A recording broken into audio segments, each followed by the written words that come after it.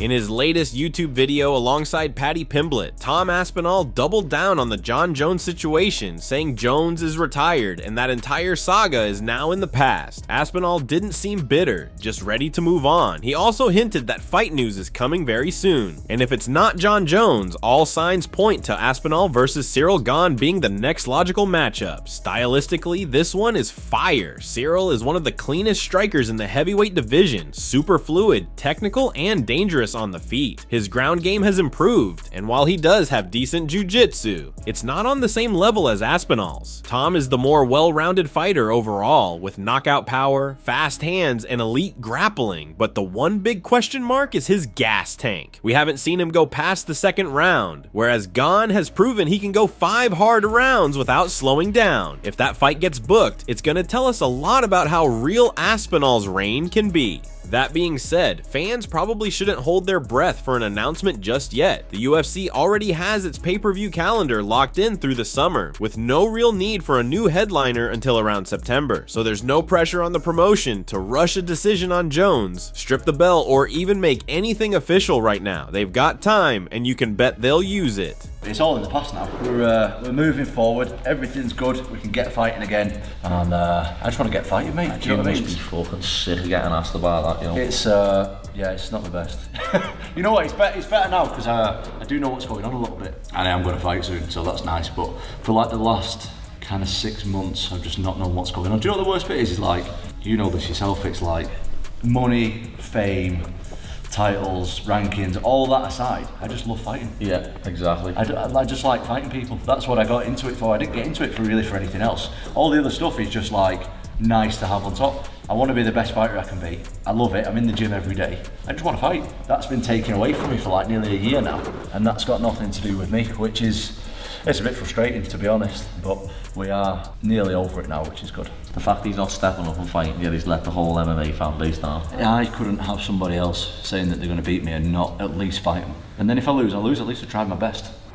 Kamaru Usman just lit a fire under the MMA world in his latest interview with Kevin Iole, where he openly called out Islam Makhachev for a potential legacy-defining showdown. Usman said that if both men win their upcoming matchups, Islam against Jack Della Maddalena and Usman against Joaquin Buckley, it sets the stage for a perfect pound-for-pound clash. The current pound-for-pound king versus the former one. And with both of their opponents being absolute killers, nothing is guaranteed. But if they make it through, Kamaru believes that fight would be the ideal way to go out, a true high-stakes war to cement both legacies. There's no doubt a fight between Islam and Usman would be massive. Even with Kamaru being older and past his physical peak, his name still carries serious weight. His wrestling experience and championship pedigree make him a unique challenge for Islam, who's been dominating everyone at lightweight and now seeks to conquer welterweight. This wouldn't just be about gold or rankings, it would be a meeting of two of the greatest fighters of this generation, both chasing greatness before the curtain closes. He's really done a great job with what has been presented, and obviously it's put him in a position to warrant a fight. You know, I'm excited for the challenge. I mean, there's a reason this is the marquee division in the sport. Almost in all sport around this weight class, from that lightweight to the welterweight, is the marquee weight class for excitement. I love it. I love Islam coming up. I would say at one point I probably would have been a little annoyed with it, but I'm older and I'm wiser now. And then at the same time, I love Islam. Fast forward, I mean, current pound for pound versus former pound for pound. I think that's a blockbuster. That would be a great outing to go out there and get another blockbuster before I sail off.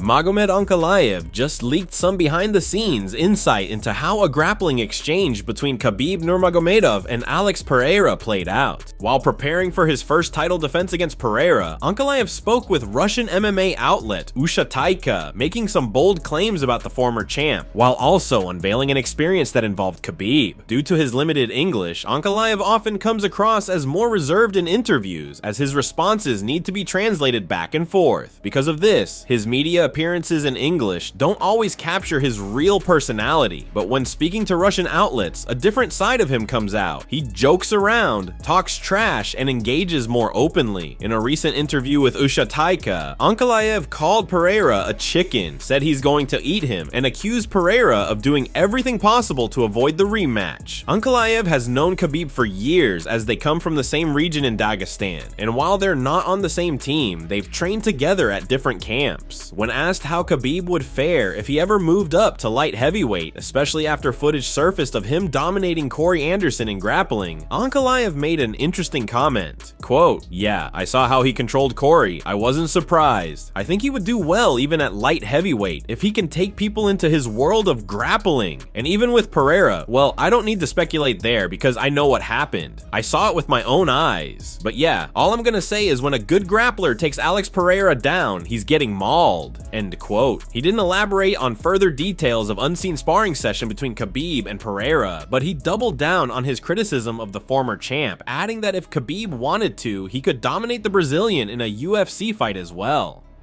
Sean O'Malley has broken his silence after losing to Merab Dvalishvili for the second time at UFC 316. According to Suga, the Georgian felt completely different this time around, stronger, sharper, and more difficult to deal with than their first encounter. He acknowledged that Merab had clearly improved and made adjustments of his own. For a fighter who built his brand on knockouts and highlight moments, being shut down by the same opponent twice is a tough pill to swallow. And now, things are getting messy for Suga at bantamweight. He's lost to the reigning champ twice, and there's no real hope for a third shot anytime soon. That title door is slammed shut unless Merab somehow loses the belt, and that doesn't seem likely anytime soon. So where does Sean go from here? Well, he's hinted before that he might move up to featherweight, and maybe now is the time. There are exciting matchups waiting for him at 145, especially a potential rematch with Aljamain Sterling, who's also made the move up. That fight would sell and give Sean a new shot at redemption in a fresh division. God damn it, we prepared the absolute best we could. Yeah. But at the end of the day, I'm like,